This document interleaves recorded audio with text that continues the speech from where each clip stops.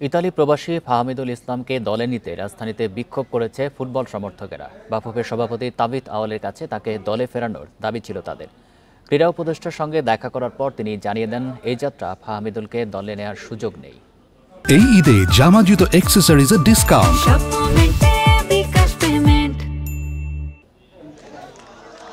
একদিকে হামজাকে নিয়ে বাফুফের কার্যক্রম, অন্যদিকে আরেক প্রবাসী ফুটবলার ফাহমিদুলের বাদ পড়া নিয়ে সমর্থকদের বিক্ষোভ।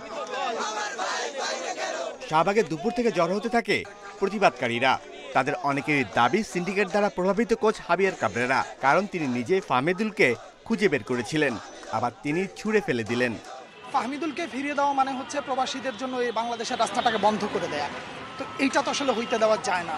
এটাতে শুধু প্রবাসী প্লেয়ারদের দিয়ে হয়েছে তাও না, আমাদের দেশি প্লেয়াররাও কিন্তু এই সিন্ডিকেটের কারণে আসলে ঝরে পড়েছে অনেক প্লেয়াররা। ফুটবল টিমটা নিয়ে যে সিন্ডিকেট আসলে মানে ফাহমিদুলের ইস্যুটা জাস্ট এটা বর্তমানে জাস্ট চলতেছে, বাট এটা কিন্তু অনেকদিন ধরে চলছে।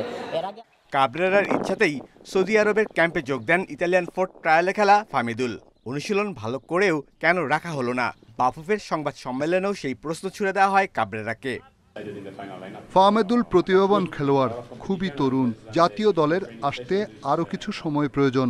ভারতের মতো প্রতিপক্ষের বিরুদ্ধে ম্যাচ খেলার জন্য বাকি যারা আছে তারা তার চেয়ে বেশি প্রস্তুত। শাহবাগ থেকে আন্দোলনকারীরা যায় টিম হোটেলে। সেখানে বাফুফের সভাপতির সঙ্গে আলোচনায় নিজেদের দাবি তুলে ধরেন তারা। এরপর হামজাকে নিয়ে বাফুফের সভাপতি যান ক্রীড়া উপদেষ্টা আসিফ মাহমুদের সঙ্গে দেখা করতে। সৌজন্য সেই সাক্ষাতে ফাহমিদুল ইস্যু গুরুত্ব পায়। সেখান থেকে বেরিয়ে আগের অবস্থানই জানান তাবিথ আউয়াল। 23 জনের স্কোয়াড অলরেডি ডিক্লেয়ার্ড হয়ে গেছে, আনুষ্ঠানিকভাবে আমরা প্রেসকে জানিয়ে দিব। তো সেই 23 স্কোয়াডে এবারের জন্য ফাহমিদুল নাই। ফুটবলে কোচের সিদ্ধান্তই চূড়ান্ত।